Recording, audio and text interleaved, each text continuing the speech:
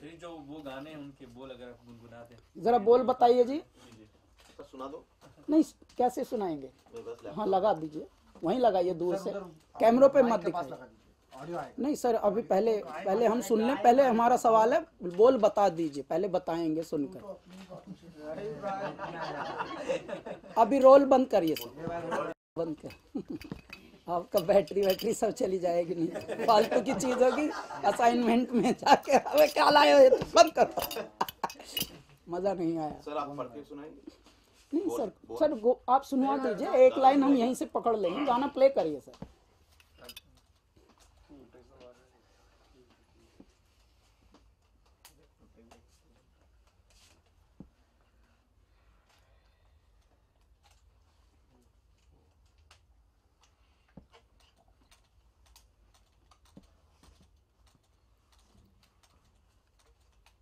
इससे भी पहले हमने वेलकम टू सज्जनपुर में भी ऐसे अवेयरनेस के एक दो गाने गाए थे, तो फिल्मों से, और हमने इसमें भी गाया था जो प्रकाश झा जी की फिल्म आई थी अभी, कौन सी आई थी जी, जिस नहीं जो अभी इस नहीं साहब जो अभी आई थी, आरक्षण थी, अपहरण, तो उसमें भी गाया था, और महंगाई के ऊपर उसमें गाया था।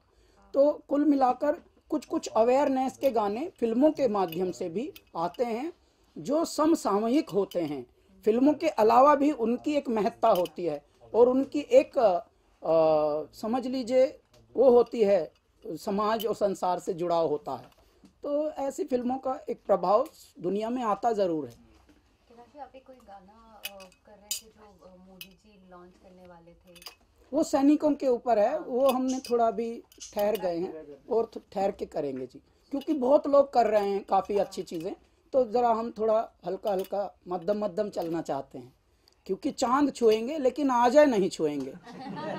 कुछ जन्मों की तपस्या के बाद यदि आप चांद छुएं तो चांद छूने का मज़ा आएगा, और फिर चांद भी आपको छुएगा, सिर्फ आप ही नहीं छुएंगे चांद। पता लगे हैं जल्दी जल्दी में, आधा अधूरी तैयारी से कोई भी कार्य करने से लगता है कि अच्छा कुछ और ही छुआएं लगता है। सोशल इश्यूज को लेकर आपका इंटरेस्ट काफी बढ़ रहा है, तो एंटी रोमियो स्कॉट को लेकर आपका क्या राय है?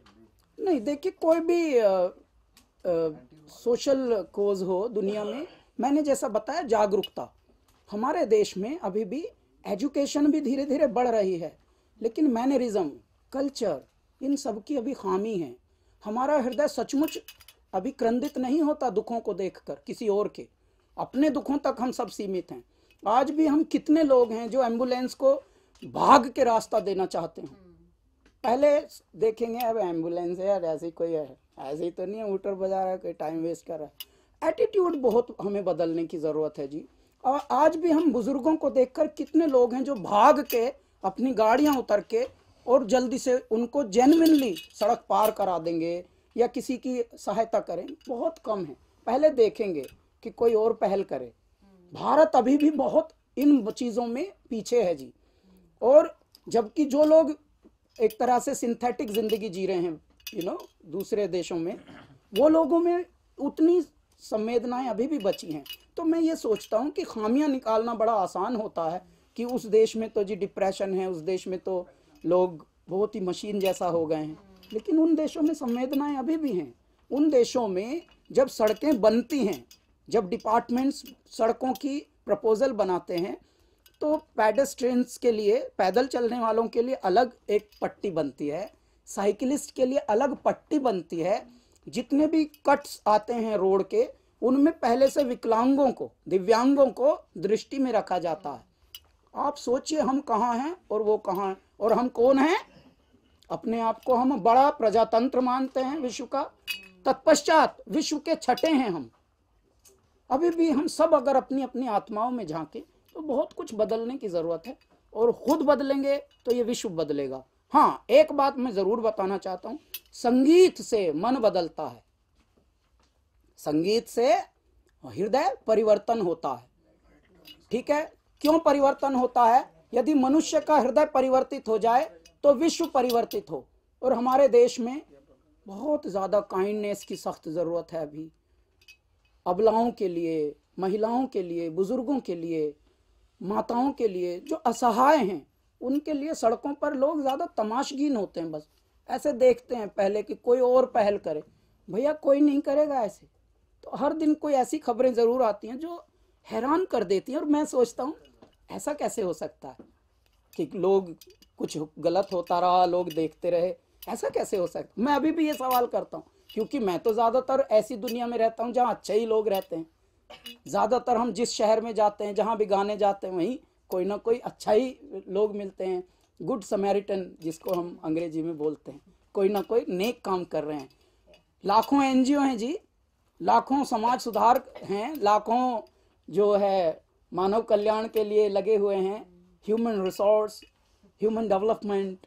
तो ये है, इतना कुछ हो रहा है फिर भी कुछ नहीं हो रहा, ये मेरे मन में कौतूहल आता है जी। अब तक लगा नहीं क्या आपका सर? सर आप बोल रहे हैं, मैं बीच में नहीं लगा दीजिए सर, हम तो टाइम पास कर रहे हैं सर तक, ये सोच आपका के टाइम पास बड़ा अच्छा कि लगा। लगाइए, इतना टाइम नहीं है सर।